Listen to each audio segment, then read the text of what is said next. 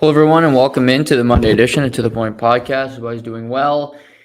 Hope everybody had a good weekend. Lots to get into on this Monday. Matt Wright's going to join us in the second hour of the show. We're going to talk March Madness, get into the tournament, get into some hockey storylines as well, maybe talk a little NFL. So Matt Wright will join us. I'm going to talk about the Calgary-Edmonton Battle of Alberta. I thought that was a really interesting game, and it kind of I continue to like the Flames, and we'll touch on that game, touch on the Toronto weekend in sports. Canada soccer had a great weekend. Obviously, they're going to the World Cup. And we're going to get into a lot of things, but I didn't think I'd start here today. But I'm going to. I am going to be completely honest. I did not watch 1 second of the Oscars last night. I really have no interest in watching the Oscars. Normally, the movies they pick to win, I don't agree with. Normally, they give out the winners of the Oscars, the actors. I don't agree with either. But, so I go to bed. I was watching Minnesota, Colorado. Good game. But I go to bed, I wake up. I'm an early riser, so I get up early this morning, and I see on Twitter, I see Will Smith, Chris Rock. I said, well, this is, first of all, an odd pairing. Chris Rock, a great comedian. Will Smith, a B-list actor. But then I see the video where Will Smith just walks up to the stage and slaps Chris Rock. And it wasn't just a love tap. It was a good smack right to his face. And obviously this started when Chris Rock made a joke about, I believe her name is Jada Pinkett Smith, about her being G.I. Jane. She's dealing with disease where she's going through hair loss. So, and there's so much to talk about here, but I find it so fascinating, but I'm going to start here. Last night was a classless display by Will Smith. Like I said, I'm not a big Will Smith fan. I don't think his acting is particularly good.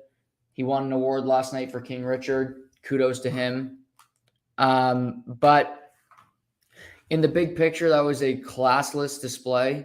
It was amateur hour at its finest, and I don't have time for it.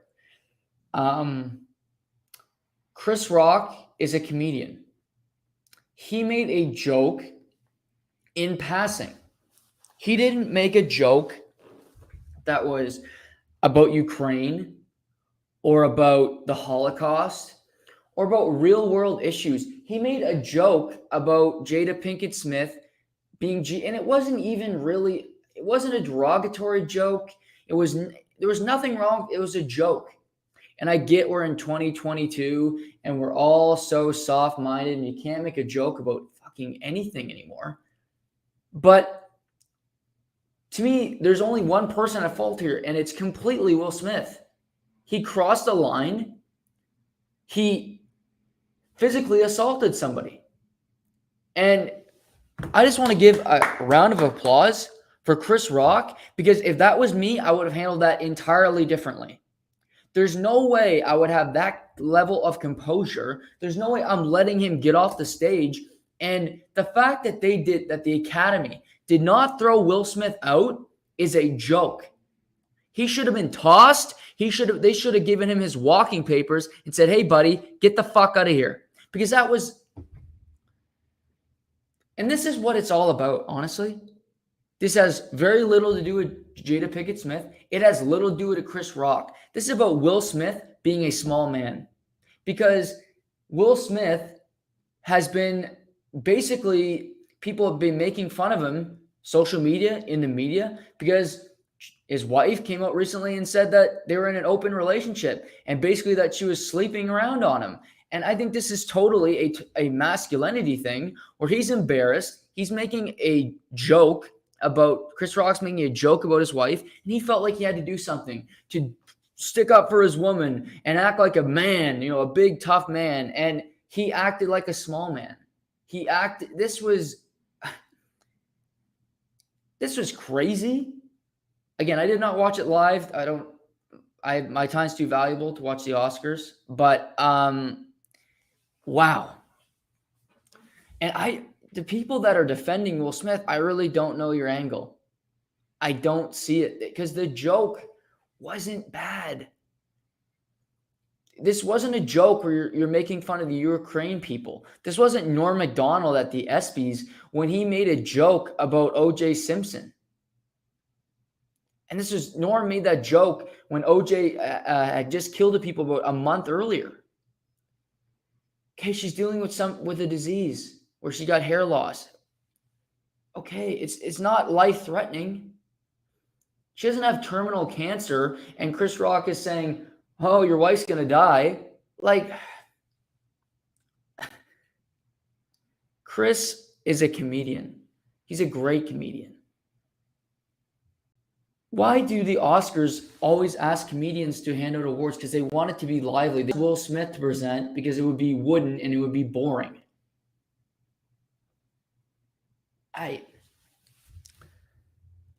Tomorrow, Sheamus is going to join, like he always does on Tuesdays. He's been defending Will Smith all day. He didn't want to share me with his comments, which is good. I'm glad it'll be tomorrow.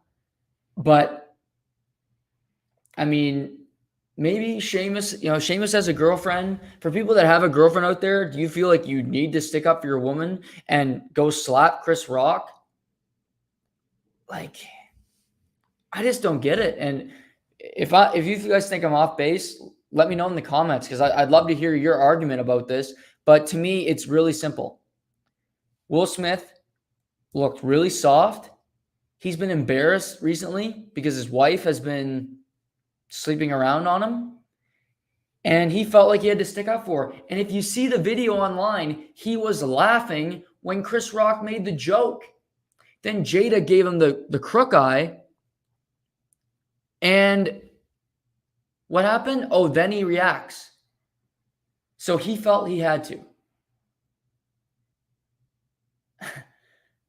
I see. Good to see you, Nick, in the comments. We don't talk about one Bruno. Okay. Again, yeah, I guess not. Yeah, we don't talk about Jada Pinkett Smith. I didn't even really know who she was. I remember she was on a show called Gotham that I enjoyed back in the day. Can't name you one other program she's been in.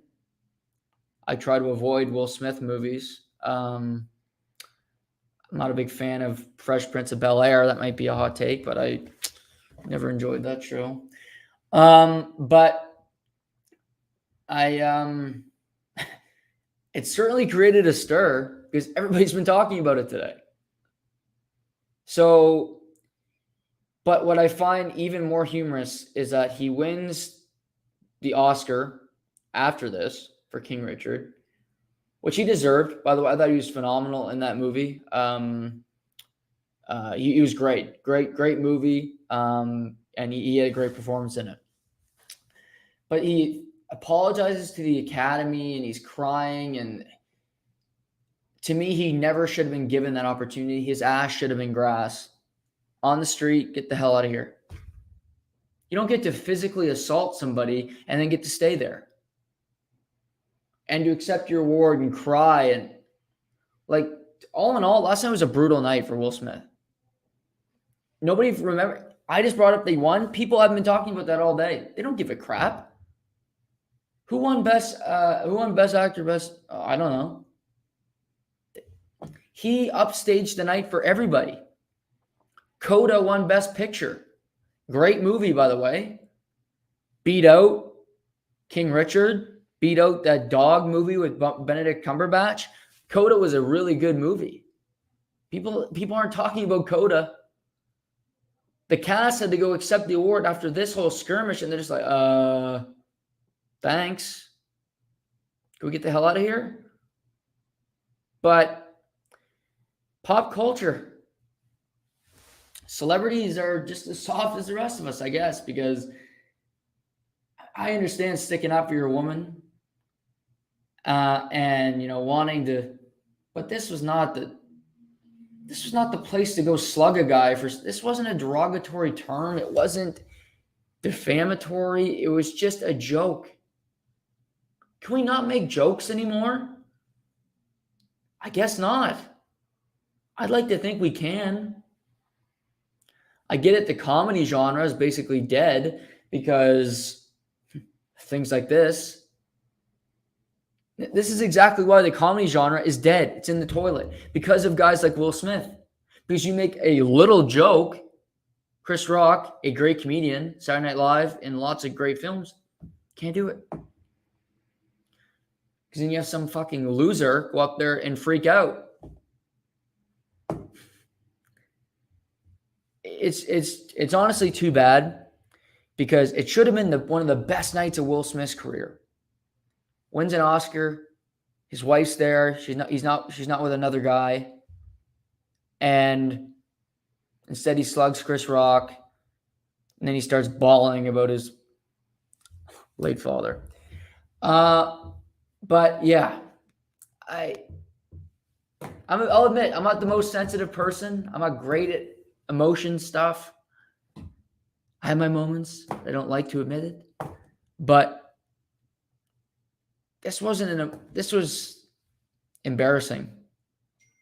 Just was.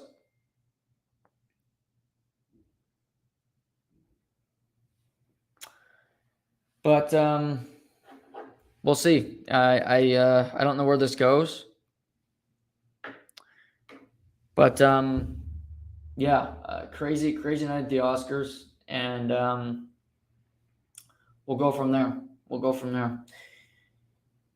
Let's go back to sports. That's what we're here to talk about.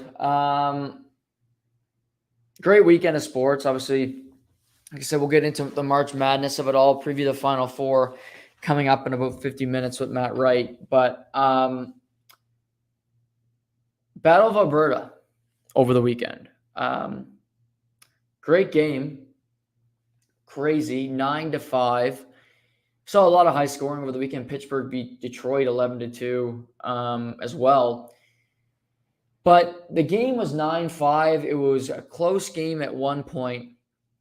But the game really wasn't that close. And what it really showed me is you have Edmonton sitting there third in the Pacific.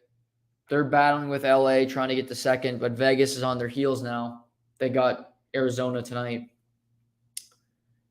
But what it showed me is in this game is if Calgary has a little bit more discipline, if they play with a little more structure, which they found in the second half of the game, if these two teams meet in the playoffs, I don't think it's going to be close. Because Edmonton scored 4 power play goals on Saturday. 4. Of their 5, 4 of them were on the power play. Whistles go away in the playoffs. You're not calling all the stuff they did on Saturday. And that benefits a team like the Calgary Flames because they play that physical style. They play in your face.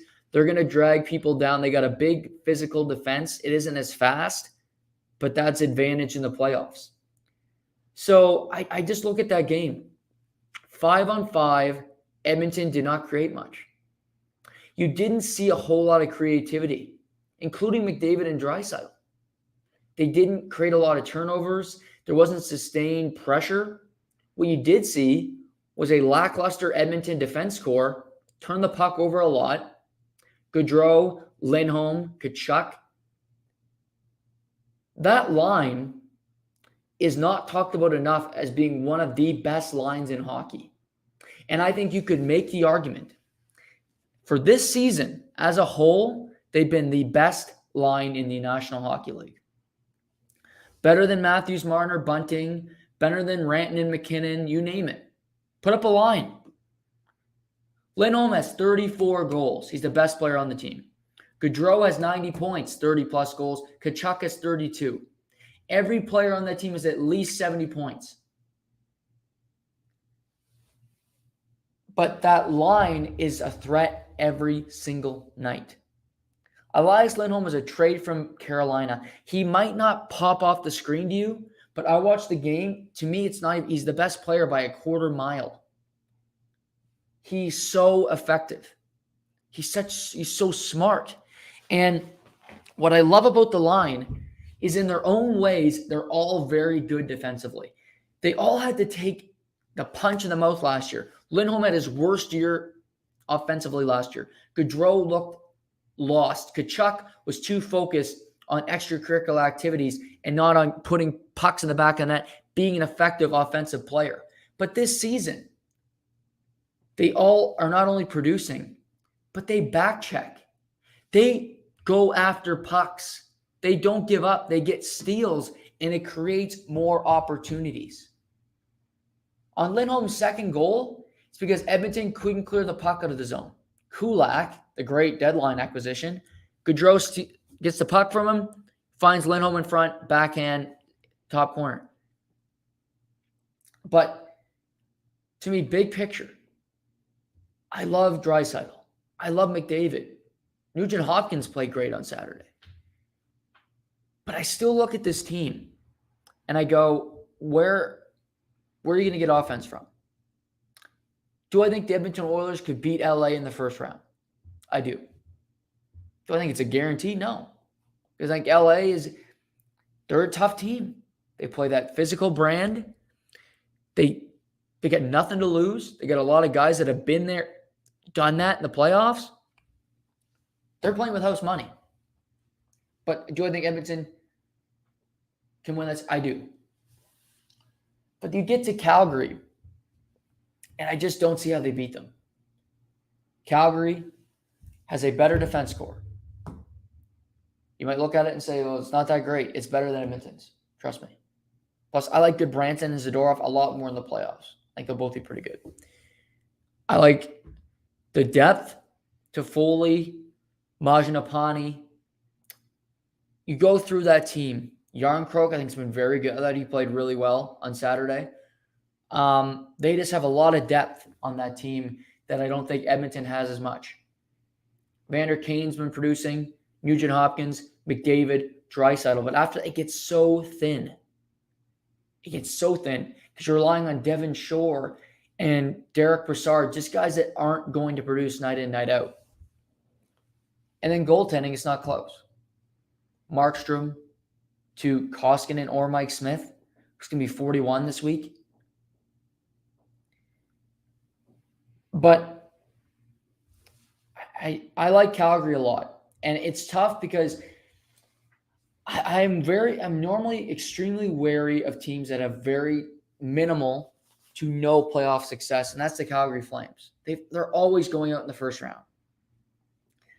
But I just look at this team and the way they played this year, I don't think that's going to happen. I don't see them having a letdown against the Edmonton Oilers or LA Kings in the second round. I don't see them losing to whether it's Vegas, probably won't be, say it's Nashville. I don't see them losing to that team. And I like Nash. I think Nashville's a good team. It's going to be a battle down the stretch for those wild card positions. Nashville and St. Louis.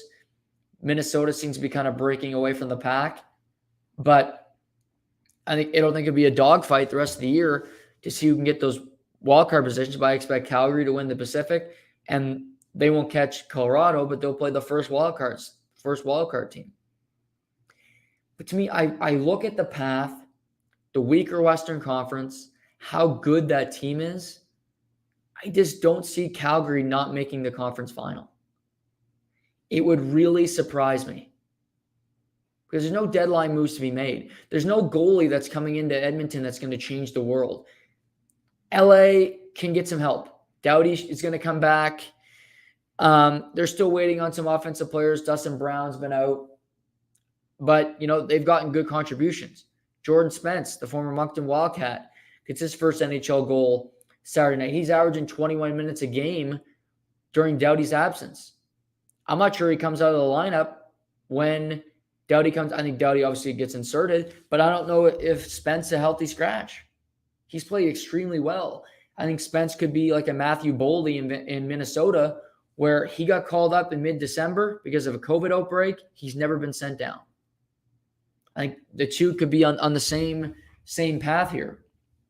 But I look at Calgary and I love their team. I just don't see many weaknesses with it. Can they beat Colorado? I honestly think they can. I like Colorado a lot. I watched them in Minnesota last night. Great game. Physical affair. Nathan McKinnon even dropped the gloves, which, good for Nathan McKinnon. Rantanen gets leveled. He steps in for the fight. And I think this is half defending a teammate. I also think McKinnon's kind of getting tired of getting thrown around a little bit. He doesn't want to be pushed around. You've seen Matthews do it against Dahlin, where he got his 2-game suspension. In the long run, I think that's a good thing for star players because you don't want to make the opposition feel they can do whatever they want to you. That's when trouble arises. That's when the other team feels like they can get away with anything. Then you're in big trouble. So I like the way they handled that situation. And credit to Nathan McKinnon last night. But I just look at the path for Calgary. I like it. And obviously the conference final will be their toughest test because I think they're going to get Colorado or they're going to get Minnesota. And, I've been high in Minnesota for a while. Again, I thought they had a really good trade deadline. Middleton fits in well. Fleury won his first start. Even since the trade, Cam Talbot is 3-0. Since Fleury was acquired, he's played fantastic, including he's allowed 4 goals in his last 3 starts, so he's been dynamite. And Kaprizov continues just to be a magician on the ice. Ryan Hartman is having a career, but I just love their team. They bring a lot to the table. But to me, I think you'll see Colorado, Minnesota in that second round. Colorado will likely play either Dallas or Vegas in that first round. But I think the East is a lot more interesting because more things can happen. In the West, I just think Calgary, Colorado, they're both really good teams. And I think Minnesota will beat St. Louis. St. Louis has had playoff success. Minnesota hasn't. I get that. I'm banking on another team that's had limited playoff success, but I like the Minnesota Wild's team. Fleury, I think St. Louis would go with Ville Husso right now if they had to start tonight. He's never had a playoff start. Marc-Andre Fleury has had many. He's been in those situations, and he's got a better team in front of him than he's had in recent years. But I just look at it, and I think those 3 teams are the best in the West. Minnesota, Colorado, Calgary. But again, the more I watch Minnesota, the more I want to get on that band, and I think they could get to the Stanley Cup final. I really do. That might sound crazy. They're a hard-nosed team, but they bring something. They got a lot of guys that are physical. Marcus Foligno, Greenway, Eriksson Ek. They acquired Nick Delorier. But they got Kaprizov. They got Kevin Fiala, who got the overtime winner last night. Zuccarello can still bring it night in, night out. Spurgeon can contribute offensively when he needs to. You got Matt Dumba, who just logs a lot. Matt Dumba is an underrated defenseman in the league because he can just eat minutes effectively, and you don't notice that he eats those kind of minutes. He can play 23, 24 minutes a night and do it effectively, and they're quiet, they're mistake-free. You go through the game, and you're happy with Dumba at the end of it. But again, Minnesota is a team I think could get to the Stanley Cup final. A team I think could win it all, potentially, because I think they know this year's very important because they got big cap hits coming up. That's going to be dead cap. 12.5 next season, and the following 2, 14.5, because of the buyouts of Parise and Ryan Suter. Now, the salary cap, they're going to hope will go up some, but even then, they're still going to be in big trouble. They're going to have to, get contracts off their roster. In all likelihood, Matt Dumba will not be in Minnesota Wild next year. He will be elsewhere. He's an important piece. He's one of the leaders of their team. They're not going to get rid of Kaprizov. I don't see them moving Spurgeon. He's their captain, leader of that team. But Dumba's been there forever. He's always been rumored in trades, but they've held on to him. I think this offseason it's not going to be because they want to move him, but because they have to with his ticket, the years left to get to the cap. They got to stay under the cap, and with their dead cap hit, they're going to have to lose players to do it. So, again, but this year, I think they can. I really think they can. Because they've won 6 in a row now. They got 2 goalies that are competent. They play hard every night. And what's great about Minnesota is the effort they're going to give you. You know what they're going to give you. It's always consistent. It's always something to be proud of. I truly think they take pride in how they come in night out. They battle, and I really like the cut of the jib of the Minnesota Wild, and I expect them to be battling with Colorado in the second round. A matchup tomorrow night that I think is going to be a first-round playoff series, unless Carolina kind of struggles down the stretch here, is going to be the New York Rangers and the Pittsburgh Penguins. They're separated by 1 point right now. The Rangers have a game in hand. These two teams met Friday night, and New York put a beating on Pittsburgh. Beats them 5-1. They scored 3 goals in a 2-minute span, and the game was over before it even really started. But these two teams are both really good. And this matchup, I think, is going to be a lot of fun. They're completely different because you have Pittsburgh that is full of history. Crosby, Malkin, Letang, even management, Brian Burke. All these guys have won championships. They've been there, done that. Gensel's won cups. The nucleus of Pittsburgh's team are all Stanley Cup champions.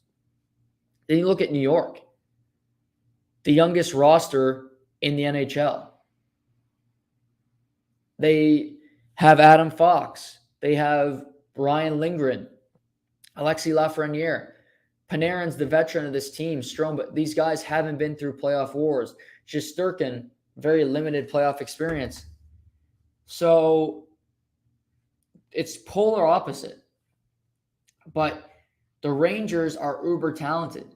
Pittsburgh has continued to, you got to credit organizations that are competitive for long periods, long stretches of time.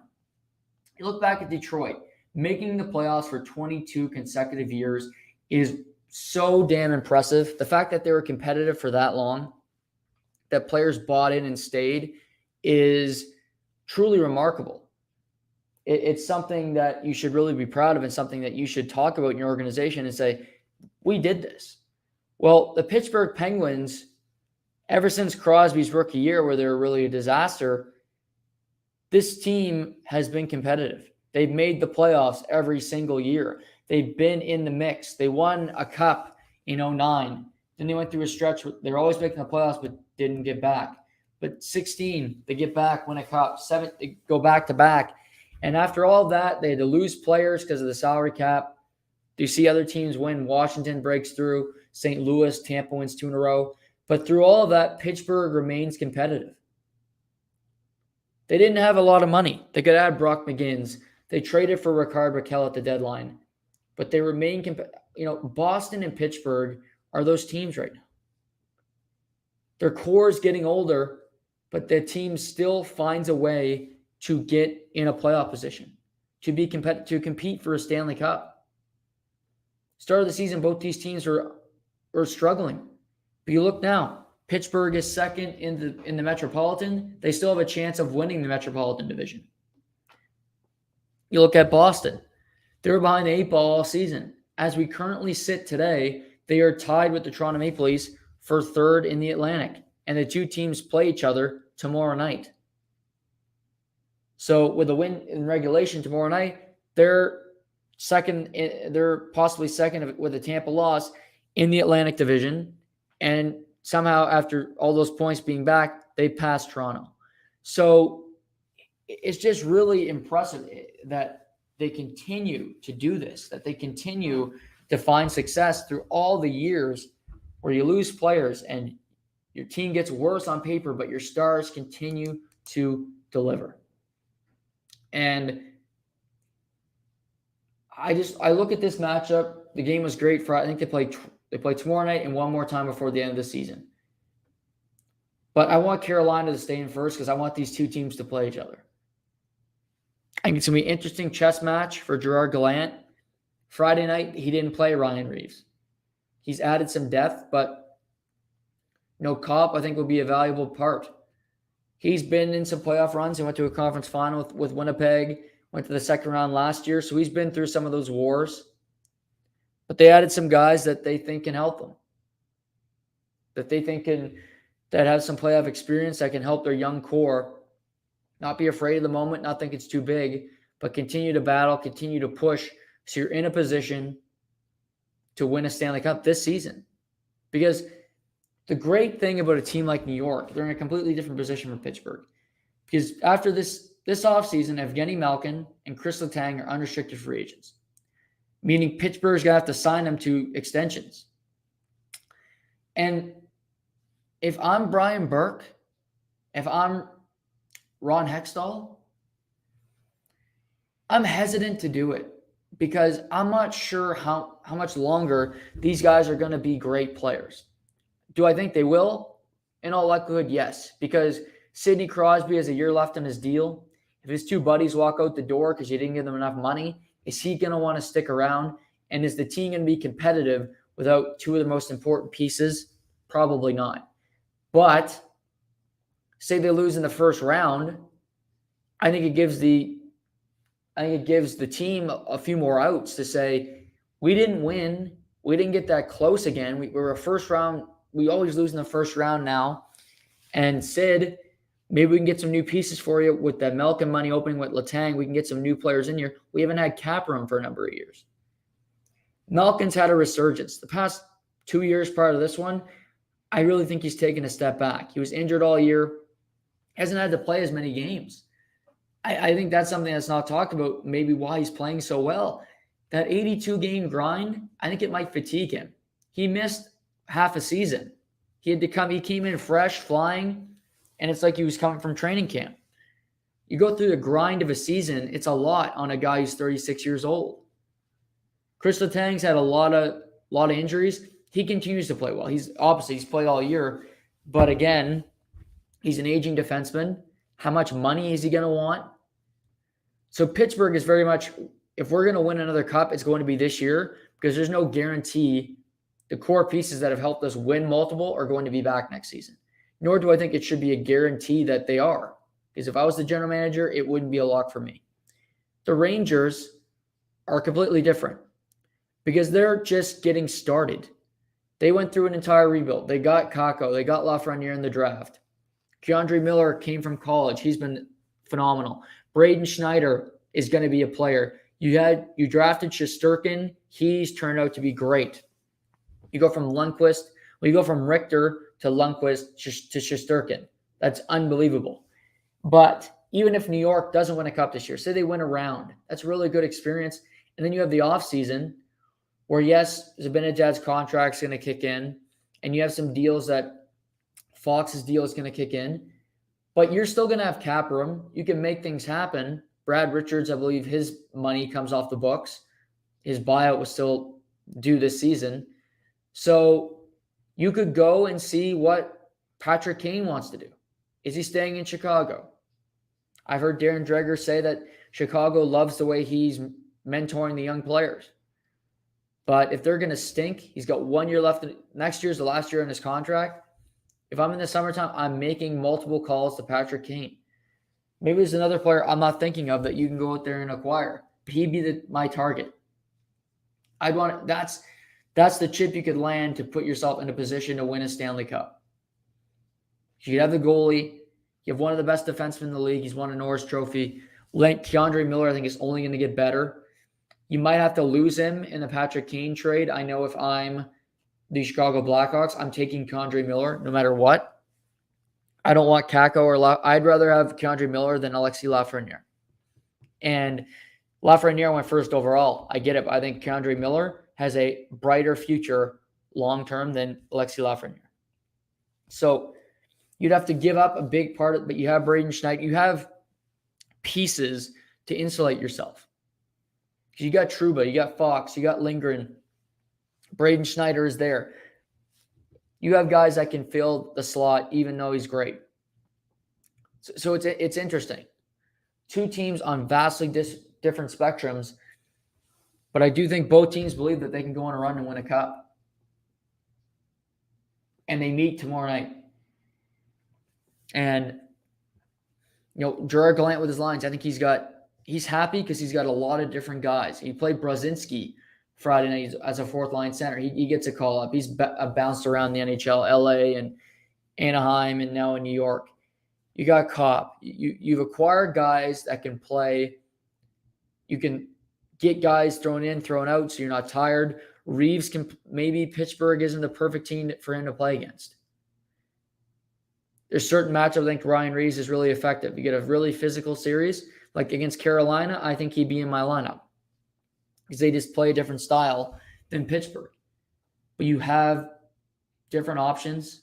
You have different bodies you can throw in there. But they play tomorrow night. They play twice before the end of the season. They're battling for seeding. And if I want that playoff matchup, I want these two to meet. I think it's going to be really good. And, Jarry versus Shesterkin. Tristan Jarry could be one of those goalie stories where it's the end of it. You're like, well, could we win one more? Do we have one more left in us? The Baltimore Ravens were kind of on their heels. Ray Lewis was going towards retirement. Ed Reed was going towards retirement. And I think, but they had a little left in the tank. They had a younger guy. They had a Joe Flacco. He wasn't great, but he was motivated. He saw a great team around him, and he raised his game, and Baltimore ended up winning a Super Bowl. Tristan Jarry could say, I got all these legends around me. We could win it this year. I just need to play adequate. What's great about this year is there's so many teams that could win it. And I truly mean that. I think the Rangers could win the cup. I think Carolina could win the cup. I think Pittsburgh could win the cup. Florida, Tampa Bay, lesser Toronto, but I'll throw them in there.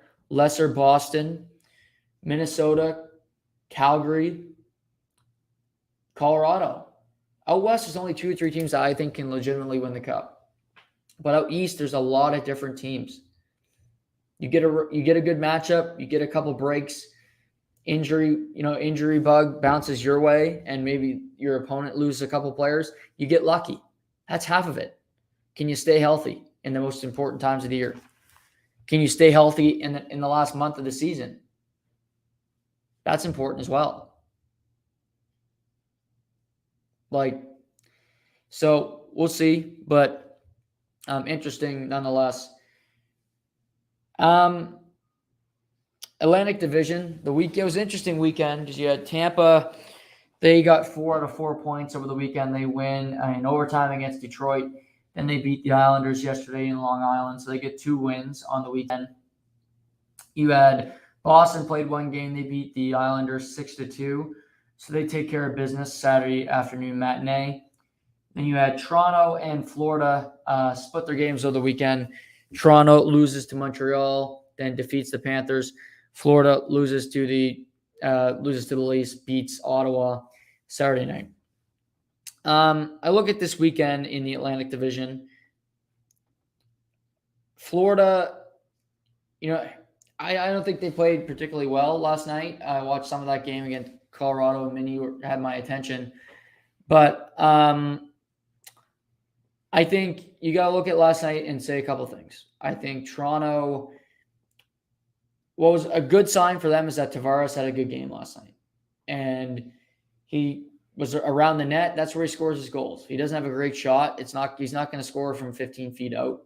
But I think you saw, Marner had 3 assists. On the first 3 goals, he had 3 assists. That is exactly what you're hoping for. But Tavares gets some confidence. The power play gets a goal. And, I thought the officiating was pretty terrible last night when it comes to, the ticky-tack stuff. They always took 2 guys to the box. Just take one of the pile. You set a precedent. But anyway, they wanted to make their life harder. So why should I, pitch to help them? But Toronto beats a good team. But what stings is that you lose to Montreal the night before. And, yes, should Toronto have won Saturday night? Yeah, sure. Should. But you didn't. And I think the weekend is so much better if you get 4-4. You beat Tampa in regulation, but you're still 7 points back of them. If you would have beat Montreal, then you're 5 back. And you play them, I think, 2 more times the rest of the year, so you're right there. But this is the issue. Jake Allen, a backup goaltender, that's what he is, defeats Toronto. And I think Jake Allen is better than any goalie that Toronto has in their roster. That includes Jack Campbell. He's as good or better. They could have at least tried to get him at the deadline, but they didn't want to do that. And for people that say, well, Montreal wouldn't trade to Toronto, yes, they would for the right price. Doesn't matter. They're not making the playoffs. It's irrelevant to them. But it's about bigger. Do they play well last night? But yes. But now to me, Florida, it's very unlikely they're going to catch Florida. Florida's 7 points up. Florida, they both have played 65 games.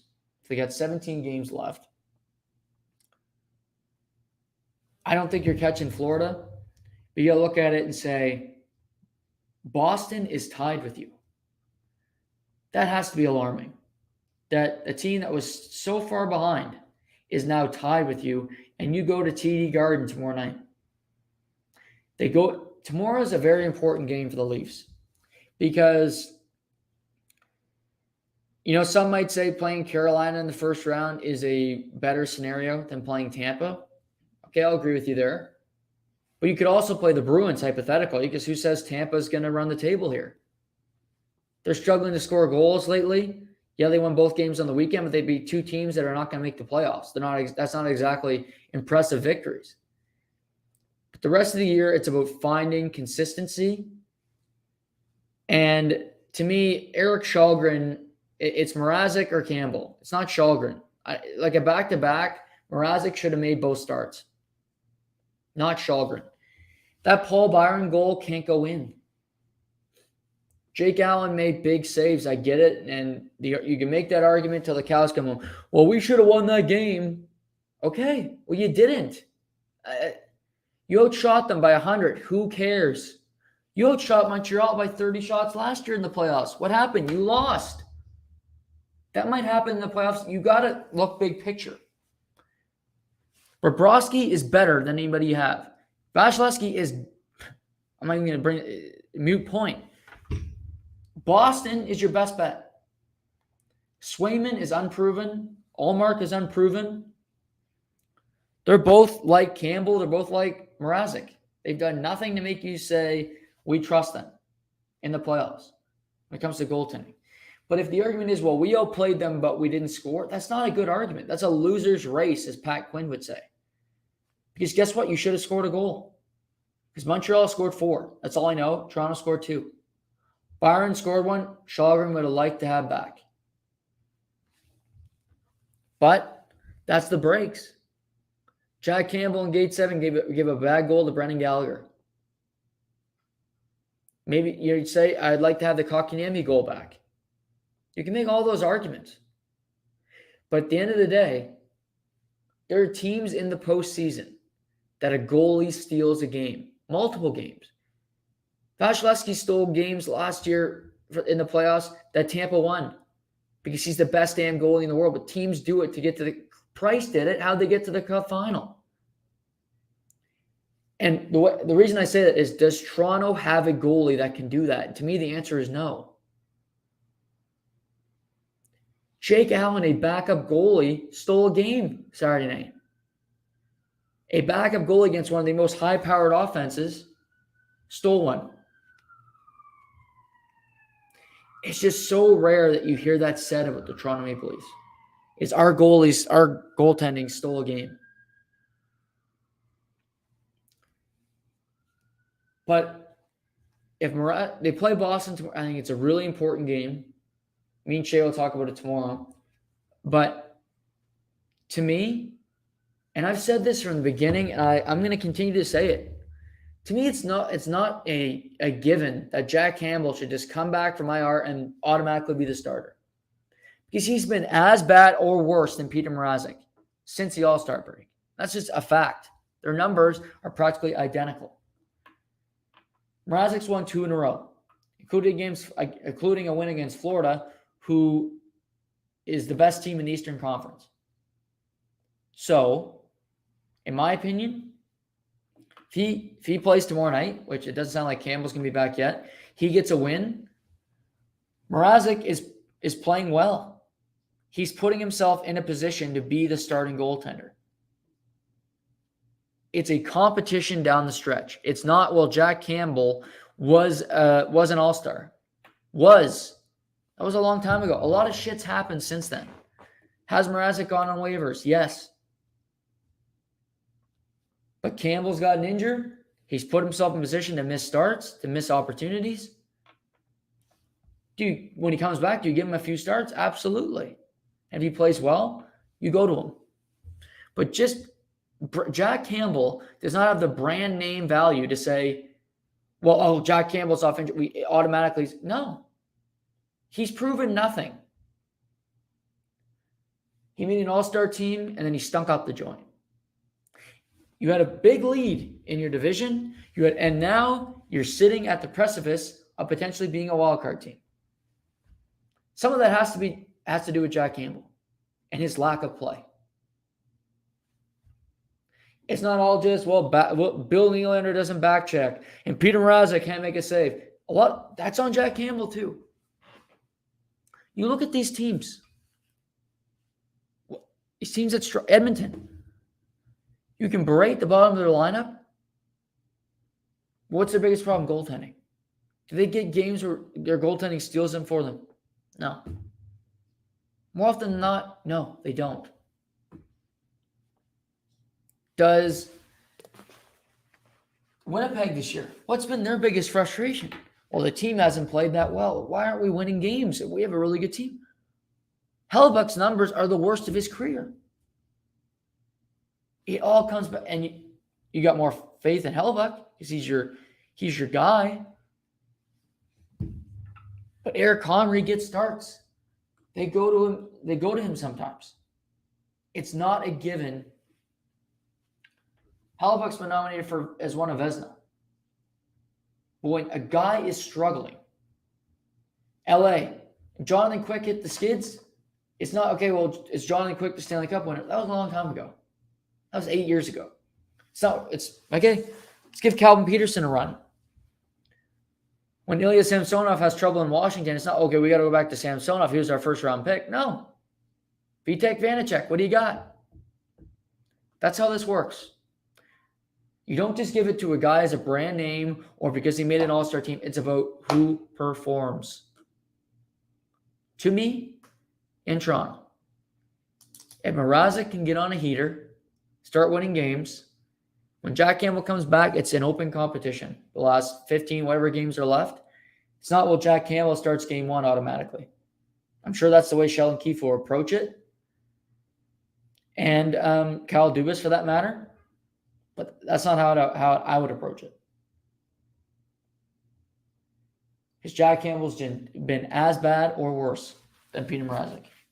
He just hasn't played in a while, so we haven't seen his poor starts. He had the wherewithal to go in the injured reserve. So now it's, well, maybe all his bad starts is because he was injured. Well, that's a nice excuse to have. That's convenient. That's what happens with these goalies. Ben Bishop did that for years. He'd go in the injured reserve. He's going through struggle, injured reserve. Oh, he was injured the whole time. That's why his numbers stunk. Really? Or is it just you were just going through a bad spurt? Which is it? Could it be a mix of both? No, it's, I got put in injured reserves. That's why I'm struggling. Okay. If that's what you want to sell, go for it. I'm not buying it. But important games. I mean, tomorrow night, important, Canucks Blues tonight is an important game, but you look tomorrow night on the NHL schedule, there's a lot of games that, have significance. I mentioned New York, Pittsburgh, Carolina in Tampa Bay tomorrow night. You got Avalanche Flames tomorrow night, Leafs Bruins. I mean, tomorrow night's going to be a great hockey night. You still have important matchups like the Sens are in Nashville. Nashville's fighting for the playoff lives. Stars, Ducks. But, as we look at it, again, it's been over. The race out east has been over for a long time. But out west, as we currently stand, Nashville is in the third spot in the Central Division, although St. Louis does have 2 games in hand and they're only a game behind them. They got Vancouver on a home and home. They host Vancouver tonight and they go to Vancouver Wednesday. And oddly enough, this was a surprise to me. Vancouver is going with Yaroslav Halak tonight. I get Demko's been starting a lot of games, but you got to win every game here. Every game's a must win for Vancouver. Maybe Halak will play fantastic tonight, but tonight's going to be their 68th game. So after tonight, they got 14 left. I'm going with Demko every game because with Vancouver wins tonight, there'll be a point out of a playoff spot. And it's interesting because Vegas currently has the last spot. They played 68 games. Dallas has 4 games in hand, only a point back. Winnipeg is 2 points out. They have a game in hand on Vegas. So they're starting to catch fire recently. But that's kind of where we're standing. You got Dallas, Winnipeg, Vancouver, all still in the hunt. Vegas is right there. But again, Vegas is only a point back of Edmonton for third in the Pacific. Edmonton does have 2 games in hand, but they lose a couple games. Edmonton's got Arizona tonight, the ultimate trap game. Arizona stinks. Everybody knows this. But they played, they're on a back-to-back, so that hurts them. But they played at Winnipeg tough last night. Went to overtime. Winnipeg pulled it out, but it was a tough battle. I expect the same thing tonight. Arizona, you should win that game. And that's the mentality. That's how it normally works. But will that happen? I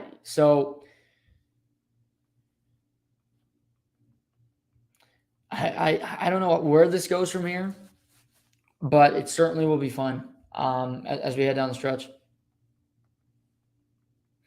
But yeah, that's kind of where we stand. Tonight's game should be fun in the NHL. NBA. I'm going to touch on this for a second before Ryder joins us. He should be by in the next 5 to 10 minutes. Boston Celtics are now first in the Eastern Conference. They're winning in the last 2.5 weeks. They're winning by an average score of 25 points per game. The point differential. They are obliterating teams. And Tatum and Brown are playing as well they ever had together. They got a great mix of talent to hard workers, and everything's going great. They're tied for first. The East is a logjam because you got the Celtics and Philadelphia currently tied for first. In the Heat. Then you got the Sixers and the Bucks are only a half game back, because they played one last game. So 4 teams are still in the mix for the number 1 overall seed. The Celtics get a big blow today, where their center, who's been playing fantastic, Robert Williams, might need knee surgery. He's going to miss multiple weeks. Has a problem with his meniscus. So it's uncertain when he's going to miss likely at least 1 round of the NBA playoffs. That shouldn't be too big of a concern, at least in the first round, although they could play Brooklyn, which would not be fun. But it's a tough blow because Williams plays so well in the pick and roll. Even him and Tatum starting to pass the ball so much better. They read off each other well. He opens up lanes for Tatum. He runs to the hoop. He blocks shots. He's just a really solid player. He's something they been missing for a while when it comes to just a center that can do everything. So it opens up an issue for the Celtics because behind him is Daniel Tice, who was a Celtic. They got rid of him. He went to the Bulls. He went to a number of different locations. Houston. Now he's back with the Celtics. But he's a backup center, and that's all he is. He's nothing better than a backup center to play 14 to 16 minutes a game. You prefer it down at the 14 level. And I think they got 8 games left, including playing the Raptors tonight, where Williams will be out. Al Horford's not playing. Tatum and Brown are resting. So Raptors catch a big break where they're currently in the 6th seed trying to avoid the play-in, and the Celtics G League roster will be on the court tonight. But so I look at the Celtics, and now for me, they don't have a guy sitting there at center to make up for it. But my thought is now, well, I don't love Tice playing big minutes. And for me, I look at them and say, do you consider playing Al Horford at the 5? And he's an undersized center for sure. But I think there's such a strong defensive team that it's something you have to consider. Because I don't want Tice can't play big minutes against these centers in the Eastern Conference. You look at it, Bam Adebayo, Joel Embiid. You go. Giannis is basically a center. He's positionless, but it's going to be really difficult for Tice to match up against these guys, and it'll be bad for Horford as well. But I just think you can add a player onto the floor, and as I pull up the roster, you look at their bench. There's not a guy that jumps out, but I think Horford is going to have to be that guy because I don't want Tice. He played 18 minutes yesterday in a blowout win. So that means you really don't want to play him, but you're going to have to. Robert Williams averages 30 minutes a game. But I think you could play Tatum some. I think you got Grant Williams that can play. I think he could be a starter for this team. He could play the 4. So you have 2 guys converge. Then you got Brown. Brown and Tatum both play defense. That's something they both do. You don't got to worry about that with this team. They play as a committee, but it's a tough blow because I really think this team is starting to click. They're clicking at the right time. I think they could get to an NBA final. I think it's not even close. The Phoenix Suns are the overall favorite to win the NBA championship this year. Just how efficient they are. They were down by 23 yesterday to the 76ers. They come back and win that game, and it looks pretty seamless. But this is a big blow to the Celtics. And again, they're not going to find somebody off the scrap heap right now. You can't. The buyout window is over. Your team is your team. They must have felt comfortable with a potential injury because now it's Tice. But I wouldn't. I'd say to Al Horford, who's injured right now as well, but he'll be back. Can you play the 5 for us? We're going to help you in the paint. We'll do what we can. We realize it's a tough matchup, but Tice can't go with Embiid. He can't go with Adebayo. And as Horford's an elder statesman, but he seems to find it in Boston. Against a guy like Bam, I think he can hold his own. Tice, I think, is going to get in foul trouble. That leads to more problems because you have guys that are going to go to the free throw line.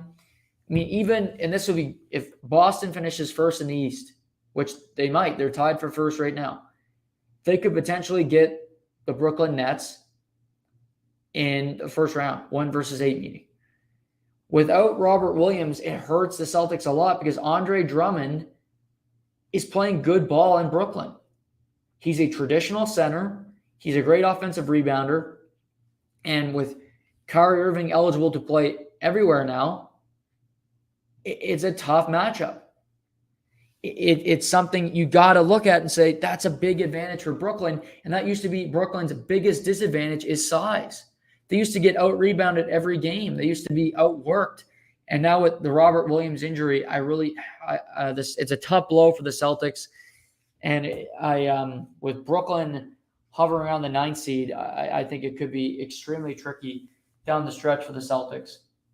I see our main man on the line. We're gonna bring him in here. Rocking the shades on a Monday, looking sharp. Bring him in here. Matt Wright, writer. Good to see you. And how are you? Good, buddy. Yeah, I thought I'd mix it up a bit. Go with the goggles today, but it was a good weekend, a busy weekend, and excited to talk a little basketball and a few other things. Yeah, absolutely. Looking at the weekend, what was the biggest surprise? What was the biggest moment for you over the past couple of days? Well, for me, it was a night. It was Friday night. Yeah. I honestly thought Friday night was one of the best nights of college basketball I've ever watched. I really thought both games were awesome, and all 4 games were awesome. It was just a great night. I thought close games down to the wire. Where we're at the Final Four now, I think I don't know. There's a lot of stories with Coach K now getting those Final Four. UNC, who I said UNC in the Final Four, so I'm pretty pumped about that. Kansas with a crazy comeback against Miami. Yeah. Miami just didn't know what to do in the second half. And Villanova, there's a team, we've talked about for the tournament going through. They could be the best team in the tournament. So to me, the Final Four is stacked. Yeah. And I thought all weekend it was good. I think yesterday's games weren't as great as I hoped for. I kind of hoped that St. Peter's would put a little bit more push on. I know my wallet sure hoped they put a little more push on, but but all in all, it was a great week of college basketball, and it's really going to set up for I think an amazing Final Four. Yeah, totally agree. And we were texting Friday night, and I mean, let's just talk about St. Peter's for a second. It's really incredible. I mean, they lose in the Elite Eight, but a 15 to get to this point and beating Purdue, and you beat Kentucky, and they deserve a ton of props. And I read somewhere they made like $6 million for that program by getting to this point. Like, that's incredible for a small conference like the MAC. And those players, those kids deserve all the credit in the world for what they accomplished. Yeah, absolutely. You hit the nail on the head. It's never happened before. So it was unheard of. And you kind of wish it was kept going on, right? Yeah. You want to see the Cinderella make it all the way, right? But it'd be worse say if it was Miami, Iowa State or something. You know what I mean? Now that you see Duke, UNC, you feel a little bit better about it. Yeah, for sure. But no, all the credit in the world to them, and great for the program. That's going to do wonders for recruiting and just money into the program. And it just gives that. I mean, no one knew. I've never heard of St. Peter's in my life. And never. I watch college basketball every year, and I did not know who St. Peter's was. So credit to them. And I bet you the coach is probably regretting signing that Seton Hall deal a little early. He's moving to coach Seton Hall, and he signed that a couple months ago, and probably wanted to rework his contract because he probably wanted more money.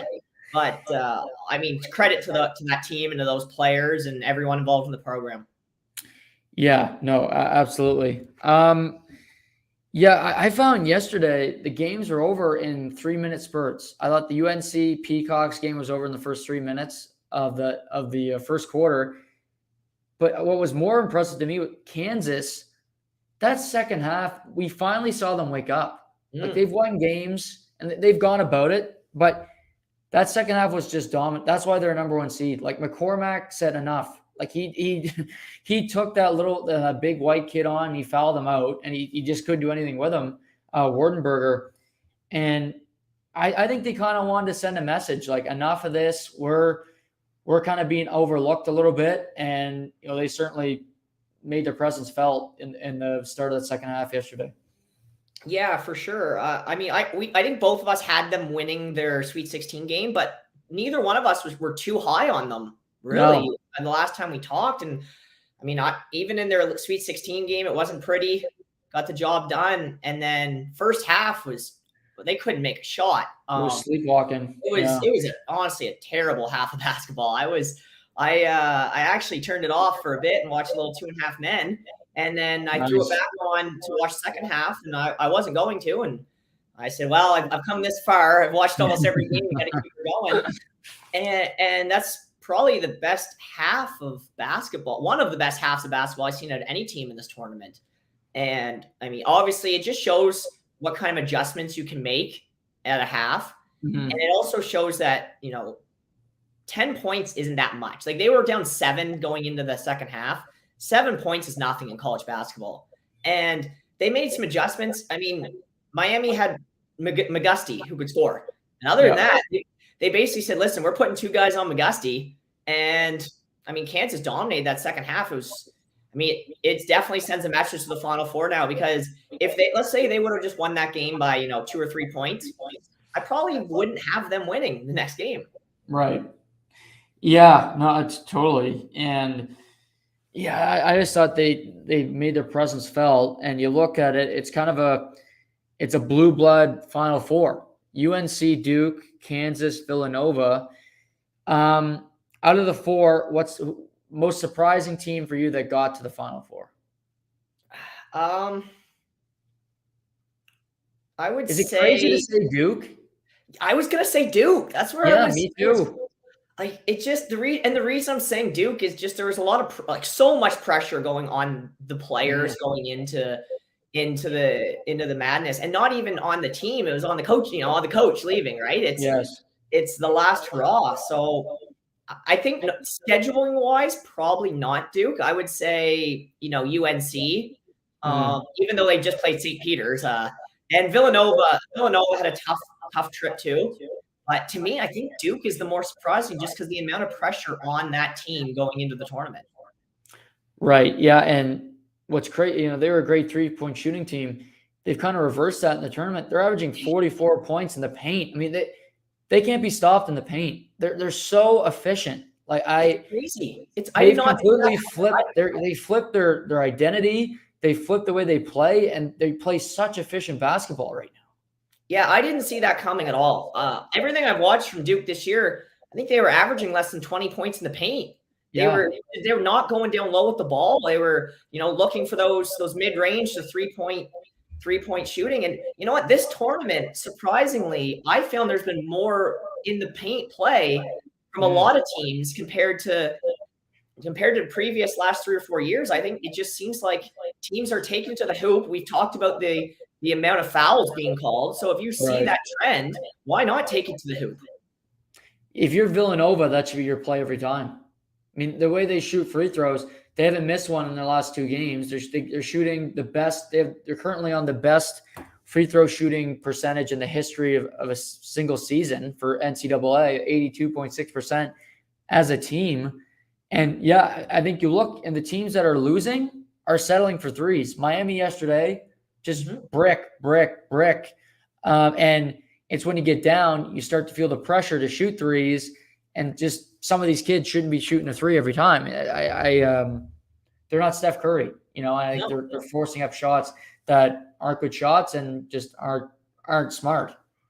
Exactly. And I mean, if you're only scoring, 30 to 35% of your threes, that's, less than one in every third trip down the court. Right. So it just seemed like the teams that were kind of throwing up the threes, instead of UNC has, Love can make some threes. That guy can make threes. Yeah, and Manic. And Manic too. Both of them were just putting on a show yesterday. No, the threes weren't working. They were working early in the tournament, but over the last 4 days, it was teams that were taken to the paint, getting to the muddy areas, getting to the foul line. They were the ones who were putting points in. How about Manic? Did you see the look from his first year in Oklahoma to now? Yeah. It's a crazy change. Yeah, he's a different cat, that's for sure. And I like him because he's feeling it. Like, he's not afraid to shoot, and he's a confident guy. But yeah, I mean, UNC, just looking at the 4 teams, they really it's a 3-man show. Bako, you mentioned Love, who might be the player of the tournament so far. I think he's been really, really good. And then Manic, but other than that, it's been kind of quiet. I mean, I think they combined for 56 of the 70 points yesterday. Like, it was crazy. But those three guys really are what's the straw that stirs the drink for North Carolina. For sure. And they're not going to the bench. They're playing their starters and they're going with them. And the thing is, I think the biggest point you just made there, it's not one or two guys. It's three guys. Yeah. That makes a big difference because yes, you can ask your best defender or even double team when a team has one player. Even when they have two, you can do a pretty good job of taking out two guys. Miami, two guys yesterday, did nothing, right, in the second half. Three guys, when you have three guys that are putting, scoring points like that and feeling confident, walking around like, they're all three of them big man on campus, it's tough to stop three elite players when all of them are feeling it at the same time. Right. Yeah, no, totally agree. And my big thing is, as we start to look at the matchups, first of all, I can't believe Duke and North Carolina have never played in the NCAA. That is astonishing to me. I said this is a typo. This is stupid. That's not real. They've never played, Ryder. How is this possible? College basketball has been around before, like well before we were born, and they've never played. And they've both been to the tournament so many times too. Like, it's not like they get in, once every 3 years. They're in every year. It's the last 30 years they've been in every year. It's like it's mind blowing they never played, and especially because they've done so good in the tournament. Like, both teams have succeeded and won national championships that you'd think at some point they would have gone through each other. And I saw that stat yesterday. And I couldn't believe it was true. And then 20 minutes later, I see the Will Smith thing, and I'm like, what is going on here? What's true? What's not true? I can't keep track of everything. Yeah. I look at it in the surface. Duke has more weapons than UNC, I think, because I think Duke, their five starters play so efficiently together. Like Williams, he's going to give you something early and often. He plays so hard. Roach, I think, has had a really good tournament, such a good distributor. Banchero has answered every question about him. I think he's played phenomenal. Trevor Keels off the bench is an efficient player. I just look, and it's going to be tough for UNC. We mentioned the three guys for UNC. They're going to have to have another huge game, I think, to beat Duke, because Duke has more weapons to throw at you that play consistently well than UNC does. Yeah, I have a tough. It's tough because you just kind of love what UNC is doing. They've been, I'd say, dominant all tournament. Like, I haven't felt uncomfortable with them in any game. No, other than when Manic was ejected. That was the only time, because they would have won that game by 40. Exactly, right? So I felt confident, but saying that, I mean, they are an 8 seed. I know that the seeds really they do not matter right now, but they are an underdog, but I haven't seen the line. I'm very curious to see what, Vegas thinks on this. But to me, the way Duke played as a team last game, they played their team ball, and hopefully UNC doesn't get into foul trouble. But if Duke keeps taking it to the paint, and let's say Manic gets a couple quick ones, let's say Love gets a couple quick ones, that could really hurt them. Yeah, and I think you mentioned off the top pressure on them playing for Coach K. I think they've taken it and just used it kind of as background noise, but also just like fodder to say, we want to win for them. It's not pressure. It's just we're going to go do it. We're going to do what John Wooden did his last one. He won the NCAA tournament. I think they've taken the pressure off it. They've had those games. It's done. Now it's just, hey, let's go play, and we're going to win it for them anyway. Well, the biggest thing, it's not, yes, you want to win the tournament, but what's talked about more than the national championship? The Final Four. The Final Four is talked more about who won. Like, you always ask, hey, who made it to the Final Four? It's the only tournament like that. Like, I'm not going to play a tournament with a team and someone go, hey, you guys make it to the semis by any chance? It's unheard of, right? Yeah. So for this tournament, the Final Four really is deemed as almost as important. Obviously winning the national championship is the most important thing, but it's almost deemed like if you make the Final Four, that's just as good, which is crazy. So the pressure is kind of off Duke. Now, what do you think's bigger? Did you say if, let's say, the tournament ends, Duke wins the whole thing? What's a bigger story? St. Peter's Elite Eight or Duke National Championship? I think because Coach K, I'd have to say Duke. Yeah, it would be his 6th one, and you would tie John Wooden for the most ever. Yeah, I think it's Duke as well, but it'd be interesting to see like what I think, other people would have a different thought on that. I would think Right. Duke. Yeah, I think people would remember St. Peter's for sure. And the fact that you mentioned their coach goes to Seton Hall, he's going to play Duke next year a lot, so that's kind of fun.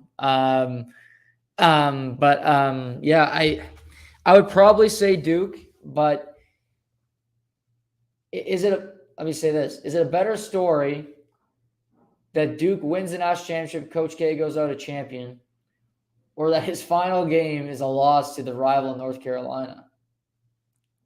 I mean, the story's obviously bet. It's tough because I really don't know who I want to win that North Carolina game. And Duke, Right. I'm not a Duke fan. Yeah. I don't want to see them win. Right. I kind of want to see them win. I think, well, I mean, this is a big matchup compared to, you saw what happened in the, and UNC beat them already. Yes. Exactly.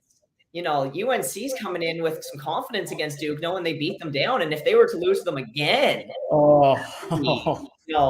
if they lose to them again, and Coach K might come back, he might just say, "Screw it, I'm in for another year. Let's run this thing right back." Yeah, he might take it so personally. He's got to come back to avenge it. Yeah, that'd be his last game at Cameron Indoor, lose to North Carolina. His last game as a coach, lose to North. That'd be tough on him. I think he'd struggle with that because it'd be different. I think if Roy Williams was still coaching, because I think the two are really close friends and they have a lot of respect. But Hubert Davis is in his first year, and I think he's kind of like, I don't know if they're that friendly. After that game, they weren't exactly, peas and carrots. No, they weren't. There's no shaking hands from some of the coaches. So yeah, there's some bad blood here.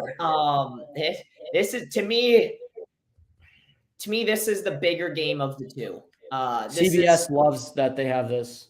Oh man, this game's gonna make a pile of money. I mean, I don't know. Like, to me, Kansas, they're all big names, right? So they're all trying. But the crazy thing is, if St. Peter's would have won, that would have been a big money draw too, because of the story.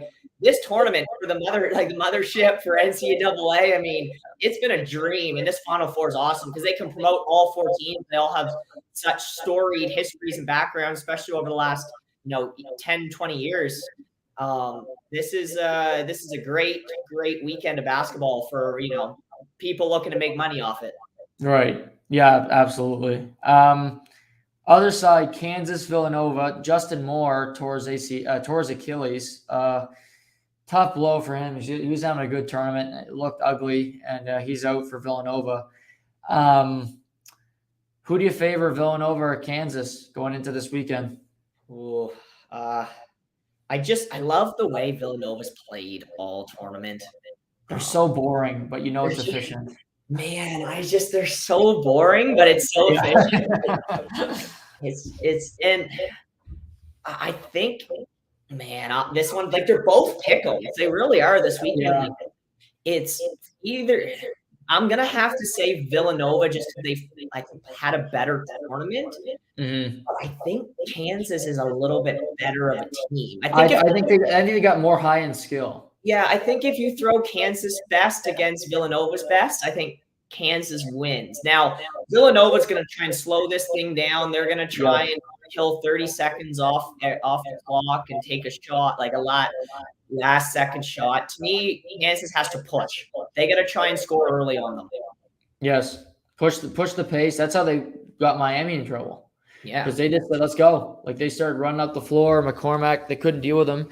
And again, Villanova doesn't have a traditional center, so that's something that could be a problem for them. Dixon has played really well in this tournament, but he's an undersized guy, so McCormack could have his way with that matchup. But I mean, Villanova is so efficient, but they're so boring. The Houston Villanova game was kind of hard to watch because it was just so monotonous. And like you said, Villanova just dribble, pass the ball around, but eventually they put it in the hoop. Who's been Villanova's player of the tournament? Like, is there one guy that stands out to you? It's not Because really. Gillespie hasn't been fantastic. I think Gillespie has the name, right? Like he's been there seems like forever. I don't know. I don't even know. I'll check his eligibility. He seems like he's been going for 10 years. He would be the biggest name I think they have just because the story's been there so long. He scored so many points, assists. He's, in their top 10 and everything at Villanova history. So to me, it's going to be him, but man, I don't think there really is one. No. Yeah. Yeah, Samuels has played well, but like Moore's going to be out, torn Achilles. So that's going to hurt them. That really hurts them. Yeah, that really hurts them. Who's winning this weekend? Oh man. Geez. Who's winning this weekend? I'm gonna say Kansas is gonna win against Villanova. Okay. I think Kansas is gonna win. Oh, man. Frig, I don't know between the other one. I really don't know. That's what makes it such a good weekend. They're gonna be intriguing games. I'm gonna go Duke. I'm gonna go with Duke. I think we're gonna see Duke, Kansas in the final. Yeah, I agree with you. I think Villanova's gonna not have enough to get by, and then I think Duke, North Carolina. I hope that's a thriller. Like I hope that's an all-time great game. And I it's obviously the second game, 10 o'clock. I think Atlantic, 9 o'clock in the States, so right around prime time. Like that game is gonna. The ratings on that game are gonna through the roof. I think that's one of the biggest wins for networks that they've seen in a very long time for this tournament. Oh, 100%. And I think this tournament has shown compared to last year. Last year we were just thank God everyone's back to playing, right? Right. We were just happy to have the tournament. That was kind of our theme of the tournament was just happy it happened, right? But this year I think the cream rises. You look at these storied franchises, and I know UNC went in as an 8 seed, but I never once. We talked about it before. I didn't see them as an 8 seed. I thought they were ranked so low. I thought they were a good team. I mean, they made it to a Final Four. They kind of proved me right there. So I'll take that one. But, I think the cream has risen, and just 4 storied franchises. I don't know if you can call them franchises, programs, I guess, but it's been a great tournament in different ways than last year. Yes, totally agree. Just feels like it's back to normal. Like it's not about COVID. It's not about like survival, if you will. It's not like, okay, we're grateful. It's like, let's play some hoops. Let's see these kids do it. Totally agree. Let's touch on Gonzaga for a second. Obviously, they got beat out Thursday, and it's been a minute to kind of sit on this, but they're always ranked number 1. They're always there. It looks like, they should win a national championship, but they never have. What's the perception of Gonzaga to you? Like, are they an elite program? Are they an elite school, or can they not join those ranks until they get one? It's tough because it takes so much to win this tournament. It really does. You're looking at now 64 teams or 68 teams with the play-ins, right? Right. It's so hard to win, but I've lost not respect for the program, but I don't view the program the same as I did a year ago today. Right. Like they lost last year in the final. It's like, you still made it to the final, right? You made it to a national championship. You have to give props to that. But I mean, they're knocked out now. They didn't make the Final Four. They're still a great program, but they're also a program that hasn't won a national championship. So, like you said, are they Cincinnati in football? Yep. I think that's very fair. I think until you can win a national championship, you can't be deemed as a powerhouse. But they're still going to have awesome recruiting classes for the next minimum 5. They could have 5 bad years, and they're still going to have probably 4 to 5 good recruiting classes. They'd really have to fall off that way. So, I mean, they're still a great program, but I don't have them in that elite class until they win a national championship. Yeah, I agree. And I just kind of thought about Cincinnati this weekend because they obviously made the Final Four. Obviously made the college football semifinal this year, and they've been on the rise. But you don't win. You're there, but you're not in the. You're outside of the club. Yeah, and this is going to hurt You're behind Gonzaga. the gate, and the bouncer won't let you in. Yeah, for sure. And this is one thing where this will hurt their rankings in tournaments for years to come. Agreed. Because they're getting ranked as that 1 seed, and they're not making it happen. I know they made it to the finals last year, but you get knocked out as a 1 seed early, that sticks in people's mind for a couple years. And you lost to Arkansas. It Yeah. wasn't, it wasn't Duke. It wasn't, it was a team you should have beat. And I'd argue Arkansas didn't play that good. They didn't. No, I just think they outworked them.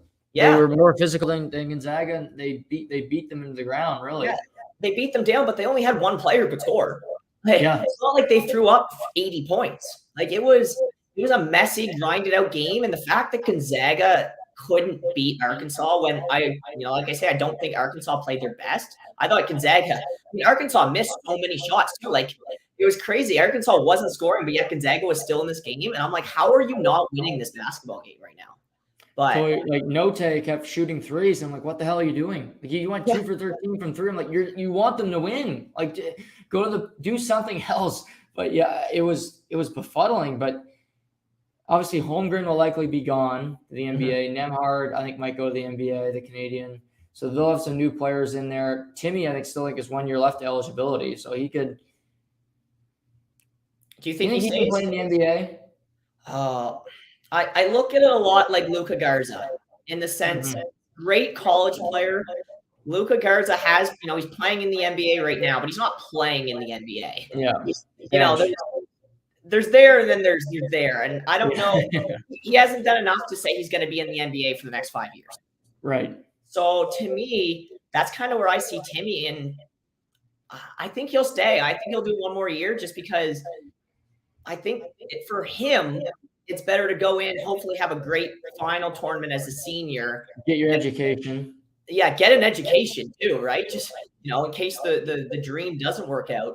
But I think his rep would go up if he had a great 4th year. Right. To me, right now, I don't think he's going in with people licking their chops with what he did in the tournament. No, he seems to come up small in the big moments. So yeah, I don't think he's got a great past 2 years. You lose both games, as we've talked about. Yeah, I'm starting to think he can. The more I watch him out of the paint, he's got some slick moves when he's in the paint. But we'll have to wait and see on him. But yeah, Kansas, Duke, UNC, Duke, Kansas, Villanova should be a great weekend for college basketball. Can't wait for Saturday. This happened last week, but it was after we talked Monday, where the Kansas City Chiefs traded Tyreek Hill to the Miami Dolphins, and it's another shocker to me. Anyway, I don't know about you, but what'd you make of the trade and kind of how it sets up for both teams moving forward? Oh, complete shocker. Complete shocker to me. I didn't even hear any noise about Hill. Normally this time of year, more names are getting thrown out than anywhere, right? You got names getting thrown out that really probably shouldn't be thrown out because there's no chance they're getting traded. But Tyreek Hill, I didn't hear his name once until I found out about the trade. So give the Dolphins and the Chiefs, give both organizations props on that, because normally stuff like that comes out right beforehand, right? Hey, this team's talking about this guy or this. No, but you kind of, you hear rumblings, what's going on, insiders, but there was nothing on this. At least I didn't see anything about it. No. It was a shocker and great. I think great trade for both teams. I think it was a great football trade. It's a kind of a shocking to see 2 first-rounders in the NFL. That's 2 first-rounders in the NFL is 3 to 4 in the NHL. Yep. To me, they're game changers, those first-round picks. But I love the move. Miami needs someone to talk about. They need to sell jerseys. This asses in seats. And I mean, it really, their offense is pretty good already. And adding Tyreek Hill into them, it's got to make them one of the better offenses in the NFL. I mean, now this puts even more pressure on Tagovailoa. Geez, there's no excuse now. Yeah, is he under the most pressure going into next season of anybody in the league? I think he's got to be right up there now. I mean, he was up there last year, but now I think it's even more pressure on him. I mean, and the division is stacked too. Mm-hmm. I mean, yeah, they got the best left tackle tackle available. They got Waddle now, Hill. They franchise Gesicki. They got Edmonds in free at running back. You're going to know quick if he can play in this league because he's not going to have better targets anywhere else because the next team that gets him is going to stink. They're going to be a rebuilding 100%. Team. So he's going to make his bed this year if he's going to be an NFL player for, 10 to 15 years or whether it's 3 to 4. Yeah, because, I mean, we know how historically Miami's got off to slow starts too. They always pick it up the second half of the year and finish like 7-9, 8-8, and everyone's like, oh, man. Look at Miami; they're right there, but really they started 1-7, right? Yeah. So they weren't ever there. But this year they have to not start bad. Like they have to get off to a 4-2 start in the first 6 games, like 4-2 minimum. Yeah, because I think you look at it, Buffalo is obviously still the best team, but I think I don't even think it's really that debatable. Miami got a lot better than New England in this offseason. New England hasn't done anything.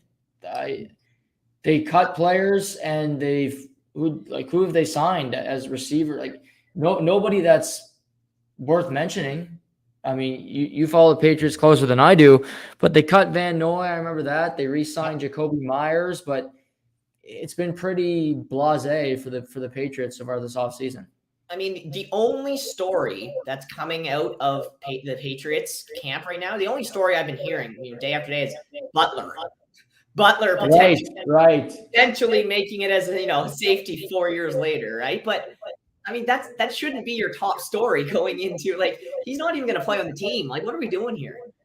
Yeah, I can't believe he went back. Clearly he's desperate and nobody else will sign him because why the hell? And he's washed. He's been cut by 3 teams, and that's their biggest story. It's been very quiet, especially compared to last year when the Patriots were signing everyone. It was blank checks going out the door, right? But this year's it's very quiet, and to me, Miami is definitely past the Patriots now, just on paper, as the second best team in that division, which is crazy to say, second best team. Draft is in a month, if you can believe it. No. I know. We had multiple calls last year when they took Mac Jones. You're very excited when he fell. If a wide receiver is not taking in this year's first round, will I be getting a more angry call from you? Oh man, if Chris Olave is still available and you do not take him, just maybe don't call me for a couple of weeks because I don't want to get the fan base up to the point too upset with hearing me rant. Right. But they have to take a wide receiver. Mm-hmm. I mean, they never do, but so why would we expect them to? But they had, to me, it's wide receiver or nothing. It's not a safety out of Mississippi State. It's not a safety. It's not a cornerback. It's wide receiver. You need a wide receiver for Mac Jones. Please don't overthink this. Wide receiver. I think the 2 teams that in the first round that need to take a wide receiver, it's not even debatable. It's New England and it's Green Bay. Because I think if Green Bay doesn't take a wide, Aaron Rodgers is gonna just lose it. Wherever he's watching the draft, sipping his tequila, he's gonna be throwing that bottle across the room if a wide receiver doesn't end up in Green Bay. Oh, and I bet if that doesn't happen, if they don't take a wide receiver, he might try and get out of his contract and retire. I'm sure he will. You know him. It would be a fiasco, but both Green Bay and the Patriots, it's wide receiver or nothing. It's might as well not even draft, really. And the one thing about football and of any other sport, you can identify exactly what you need. Because there's so many individualized positions where, in hockey, yes, you have forwards, you have D, guys do different things in your lineup, but it's still kind of a guessing game at the most part where you got 4 lines, you got 60, 2 goalies. But in the NFL, you can really identify in the offseason during the year exactly what you need and go out and draft exactly what you need, knowing it's going to benefit your team the next year. Right. Don't overthink it if you're the Patriots. And I think as well this year, it's not like you're taking a reach on a receiver, because more likely than not, when New England steps up, the best player available is going to be a wide receiver because there's a ton of them. Like Yeah. I would take, if say everybody's gone, Olave, Garrett Wilson, Traylon Burks. I mean, there's a lot of guys that are going to go. I'd take a chance on Jamison Williams out of Alabama. I get he tore his ACL, but if I'm New England, if he's the only guy available, I'm taking him because I think he's really good, and I think you have to. Yeah, and I think Jamar Chase has done a lot to help wide receivers in this draft. Yes. With what And Justin Jefferson as well. And Justin Jefferson. I mean, there's 2 years in a row of wide receivers, first-round picks coming in and making a significant impact on teams right away, being more of the center focus around that team. Where you look at, they've gone into, all-star players, all-star wide receivers. People are already talking about them potentially being top 10 receivers, in the history of the game down the road. Like, it's crazy that talk is already happening, but it just gives wide receivers, gives GMs, say, listen, man, this happened 2 years in a row. Why not happen a third year? Like, there's obviously good receivers that are available. Take a good receiver. Your Rangers, they're rolling. They got Pittsburgh tomorrow, big game. They're a point back. They got a game in hand. They obviously beat them big Friday night. I think they play twice more for the end of the season. Home ice really important for you because they'll likely who they play. But are you think home ice could be a big factor in them potentially beating Pittsburgh next month? Oh, massive, absolutely massive with those two. It's going to be the whole East is stacked. It's completely stacked whoever we play. So I think home ice is going to be important for the whole Eastern Conference because they're so good. Every team in there is, I think, stacked. It's like we said the last time I was on, we already know who's going out into the East already. Yeah. There's no race, and everyone loaded up at the deadline too in the East. So to me, it's home ice is huge, and the Rangers go out and really took it to Pittsburgh. They got up 3-0 early on Friday night, and really manhandled them. For a lack of a better word, the whole game. But then Pittsburgh goes out last night and lays an absolute thumping. I mean, Detroit got slapped worse than Chris Rock last night. Yeah, 11-2. Oh. There was some slappings going on last night. But Pittsburgh goes out and dominates Detroit. I know Detroit's been struggling lately. I got Nedeljkovic in my hockey pool. It's killing me. But, that's another massive game this week between them, and that's a 4-point swing. So anytime you have a game that's a 4-point swing, it really is a must-win. Before that you go, I want to get your take on the slap. Chris Rock versus Will Smith. Like, whose side are you on this? Oh, man. I think you got to be on Chris Rock's side. Like, what did he do wrong? He made a joke, but it wasn't even that bad. Listen, it's not the best joke in the world I ever heard. Like, it's not that funny. Like, when I heard it, I wasn't roaring, laughing, thinking the joke was hilarious. But at the end of the day, it's a joke. He's a comedian. They're asking him to go up and tell jokes. And if you're going to be at an award show, you have to know that at some point you may be roasted. Like, it's right. Especially when there's a comedian, hosting the show. Like, there's Chris Rock. It's not like comedians have never hosted before, and then this guy was like taking shots at everyone and no one knew what was coming. Like, it is set in stone that when a comedian hosts an award show, there's gonna be part of it's gonna be a roast. That's why they're asking them to be there. Like, if they wanted someone to go up and talk sports for between sessions, me or you would go up and do it, right? They're asking comedians to tell jokes. So if you're in the audience, you have to know that nothing's off limits. And it's not like Will Smith's new to these things. Like, he's been around. He's an A-list star for like 20 years, maybe more. He's 20-some years old. He's had people roast him before, and I mean, that relationship is interesting to say the least. I don't need to go into what's right or wrong and the morale side of things on here, but I mean, there's been some indiscrepancies in that marriage. Yeah. I'm no marriage counselor here, but it just seems like there's been, it's been out in the news that they've had some problems. So people have been roasting Will Smith about his marriage, like about his wife, this isn't the first time he's heard something about his wife. And for him to do that on an award show night, one of the bigger nights of your life, that's the first Oscar I think he's ever won. Mm-hmm. To me, you're on Chris Rock's side, and if you're not, I'll argue with you all night about it. Me too. I don't see how anybody could take the other side because it makes no sense to me. But yeah, that was, I didn't watch it live, and I get up this morning and I just go on Twitter, and it's like the first 5 things are all Will Smith. I'm like, what? I knew he was going to win for King Richard, but it had nothing to do with it. It wasn't like, oh, he won. It was he hit Chris Rock. I'm like, what the hell is this? Well, and this is terrible to say, but he really stole the spotlight from the movie and put it on himself.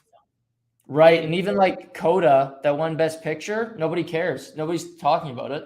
No one. He really, stole the award show in a negative way. Yes. And, yes, if someone says something about your wife, you can be pissed off about it. You don't have to sit there and be, that joke's hilarious. Like, you can be, wanting to tell that guy to pound sand, but you have to find a way. And I don't know if I was in that situation, I don't know, maybe I do the same thing. I don't think I would. I really don't. I just think you go have a conversation with him after and just say, don't make that joke again. You pull him aside. Yeah. And after the show's over, or even in break, and say, listen, man, that was not offside, or that was offside, and I want you to put out a public apology tomorrow to everyone. I want you to go to apologize to my wife, first of all. Right. What you said is not right. I want you to go apologize to my wife, and then I want you to put out a public apology, and it's settled right there. It's sorry, guys, the joke was offside, or you double down and say, now I'm not apologizing. But you don't make a scene, you don't steal the award show, and the Oscars. I don't think they invite him back because last night, yes, they're talking about the Oscars, but they're talking about it in a negative light. It's all about. I can't believe he didn't get thrown out, Ryder. I can't believe that. Like, it's almost sad that they didn't get rid of him. Like, it's almost like disappointing. Like, what are you doing?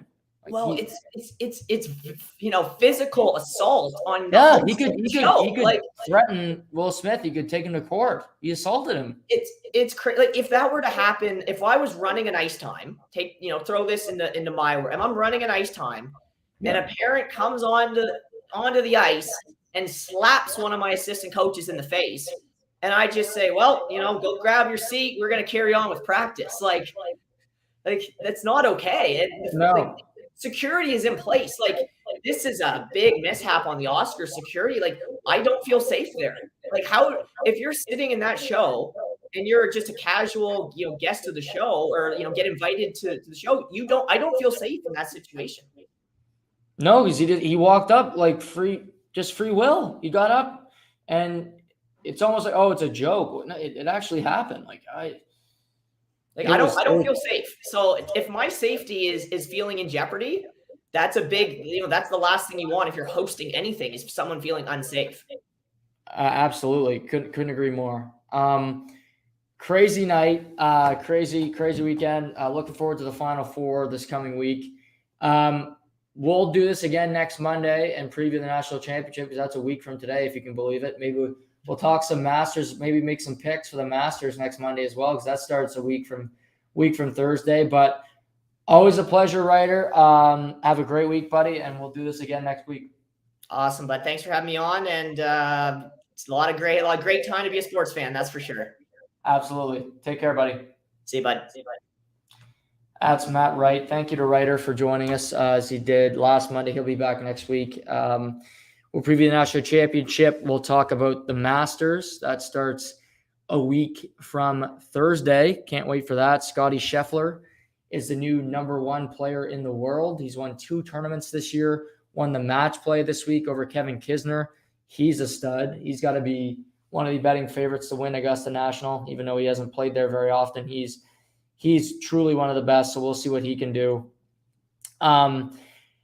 But lots of good, interesting games tonight. You got Underman Celtics visiting the Raptors. You got Warriors Grizzlies, Blues Canucks. Oilers need a win over Arizona. We'll see if they can get it done this evening. So we'll get back to you tomorrow. Shay's going to join me. I know he's been on the pro Will Smith take, so I'm interested to hear how he's going to defend his Fresh Prince tomorrow. So we'll get to that and much more tomorrow. But thanks for joining today. Thanks for Matt Wright for joining as always. And as always, have a great night, everybody. This has been To The Point.